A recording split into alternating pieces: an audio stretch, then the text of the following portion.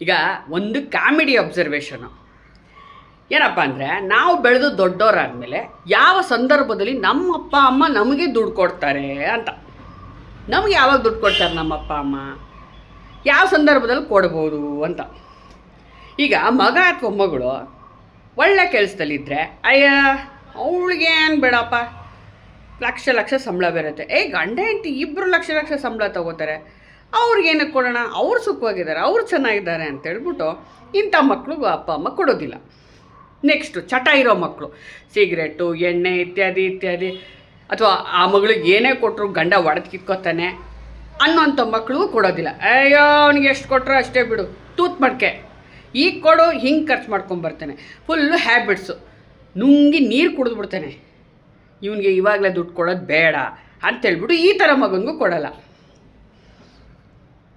ನನ್ನ ಪ್ರಶ್ನೆ ಏನಪ್ಪ ಅಂದರೆ, ಈಗ ಒಂದು ಮೀಡಿಯಮ್ ಸಂಪಾದನೆ ಮಾಡ್ತಿರೋ ಮಗ ಅಥವಾ ಮಗಳು, ಅವರಿಗೆ ಹೆಚ್ಚು ದುಡಿಮೆ ಇಲ್ಲ, ಒಂದು ಸಾಧಾರಣವಾದ ಕೆಲಸದಲ್ಲಿದ್ದಾರೆ, ಪಾಪ ಇವಕ್ಕೇನು ಅಂಥ ಹ್ಯಾಬಿಟ್ಸು ಸಹ ಇಲ್ಲ. ಸಿಗರೇಟು, ಎಣ್ಣೆ, ಗಂಡ ಕಿತ್ಕೊತಾನೆ, ಅದೇ ಎಲ್ಲ ತೊಗೊಂಡೋಗಿ ಅತ್ತೆ ಮನೆಗೆ ಮಾಡ್ತಾನೆ ಮಗ, ಆ ಥರದ್ದೇನು ಭಯ ಇಲ್ಲದ ಕಷ್ಟಪಡ್ತಾ ಇದ್ದಾರೆ ಪಾಪ ಇವರು. ಎಣ್ಣೆಗೂ ಬತ್ತಿಗೂ ನೇರ ಅನ್ನುವ ಮಕ್ಕಳಿಗಾದರೂ ಅಪ್ಪ ಅಮ್ಮ ದುಡ್ಡು ಕೊಡ್ತಾರಾ, ಸಹಾಯ ಮಾಡ್ತಾರಾ?